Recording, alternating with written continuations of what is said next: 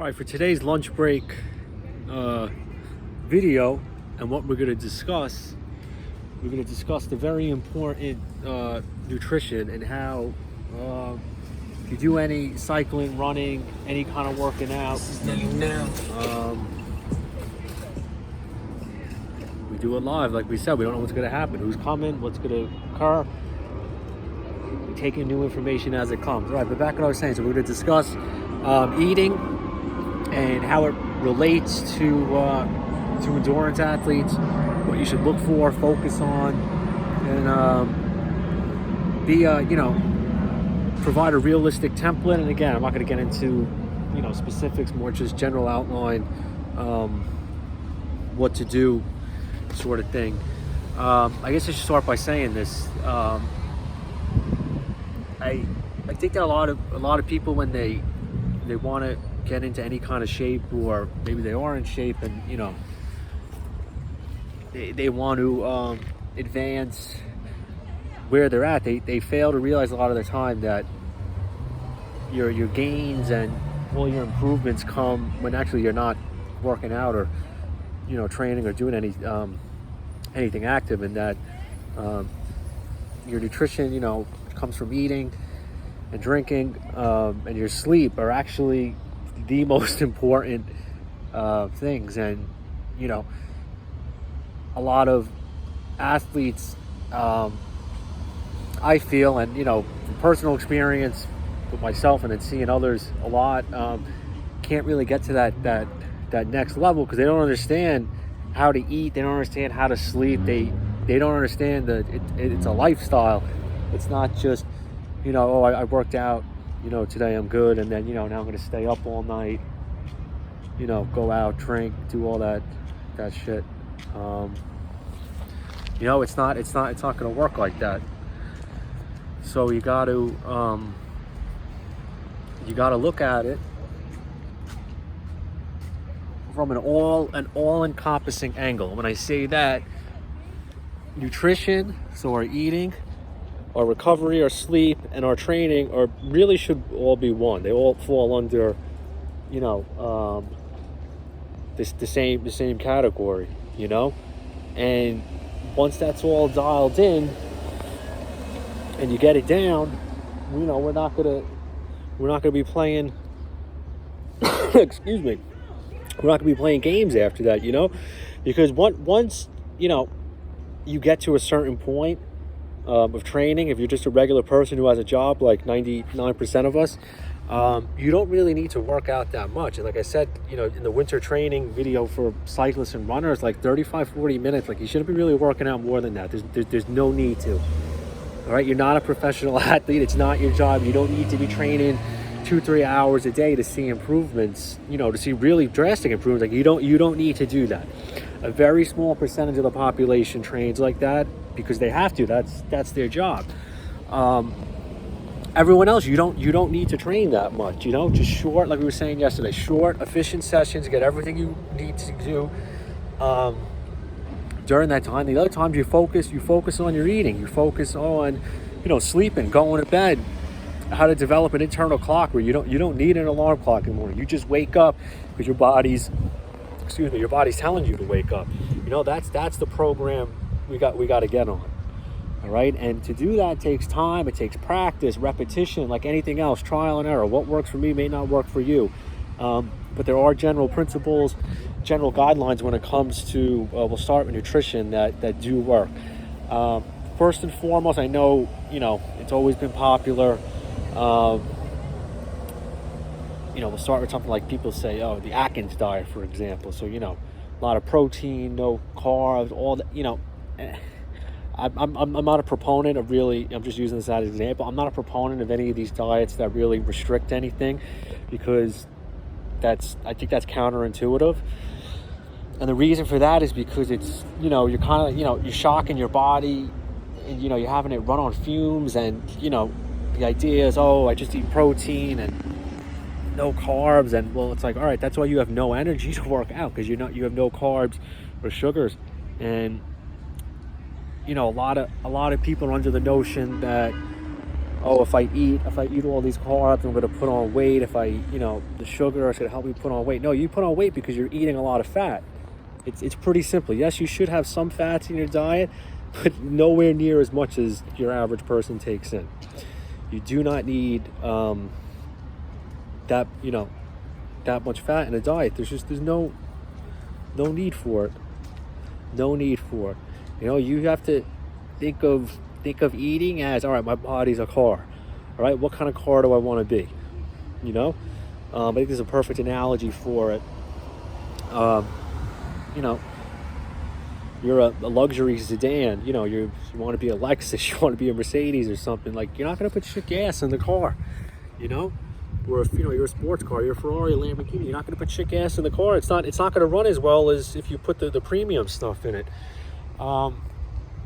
So you gotta really get that nutrition dialed in and see what works for you. Trial and error.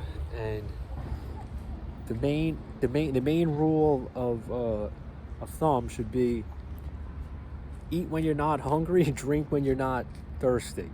Because once you drink when you're thirsty, you're already dehydrated. Once you feel like, oh, I'm really hungry, you're already starved at that point. So you have to, like I was saying, train your body. You can train your metabolism. It doesn't, obviously genetics does play a part. That is real. Genetics, play a part. But at the same time, you do have a lot of control in what you're putting into your body and how you're fueling it to give it that energy. So I'll give you like an example of what I'll do in a day. So today's a work day. So the first thing I did this morning, I had a glass of water, and then I had a cup of coffee, just black, 1 cup. That's something I've been conscious about recently, trying to drink less coffee, just for hydration purposes, because I feel dehydrated if I drink too much, because I genuinely enjoy the taste. So the more coffee you drink, the more dehydrated you're going to get.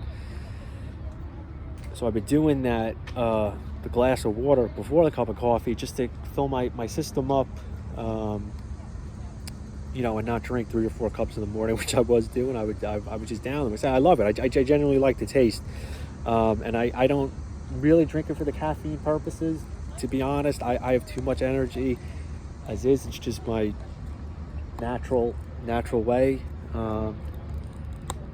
So stimulants, for me they work every time, and I do enjoy the coffee buzz, but just 1 cup now in the morning.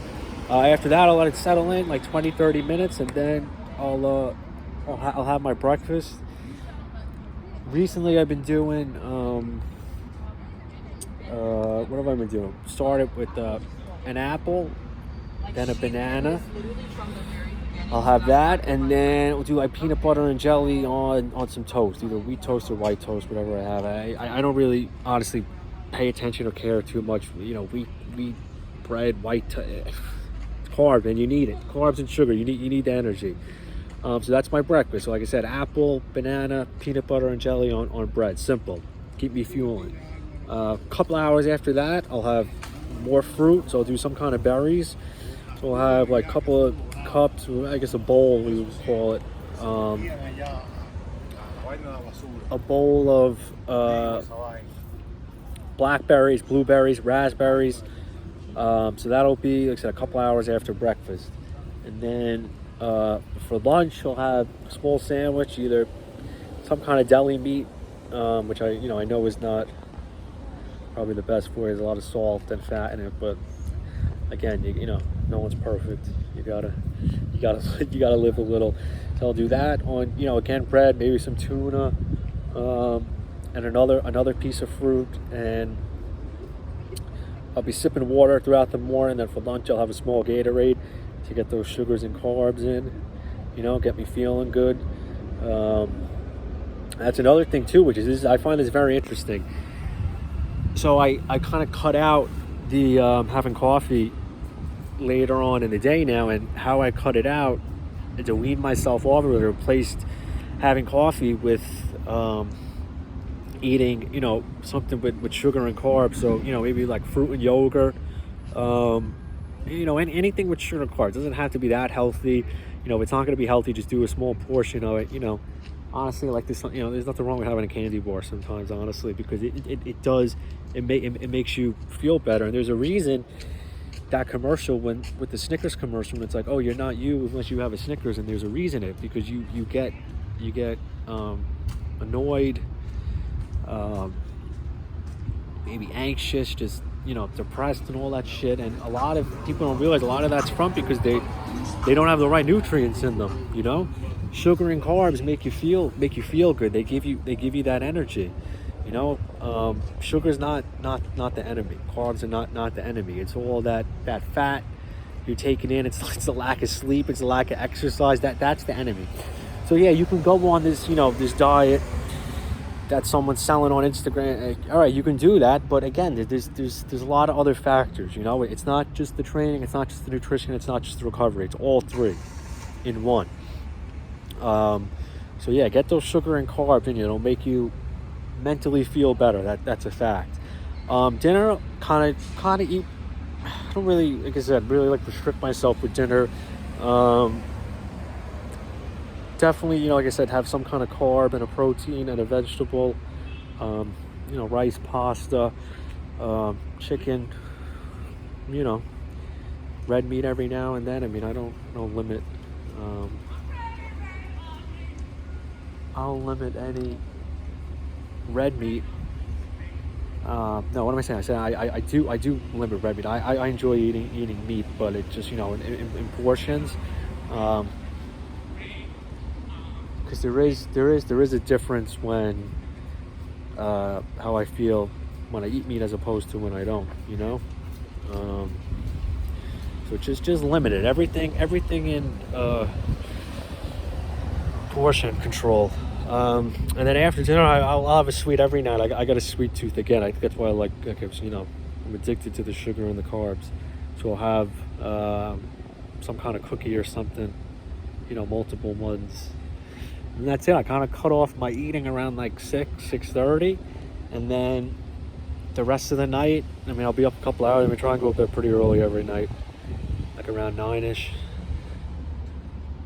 So I'll sleep from like 9 to around 4:45, 5 a.m. Yeah, 4:45 I'm usually up. So 9 to 4:45 is my sleep. That's just what my body's gotten used to. And then over the course of the night, if I wake up, usually try and drink like a bottle of water or something. But that's another thing too. Sleep.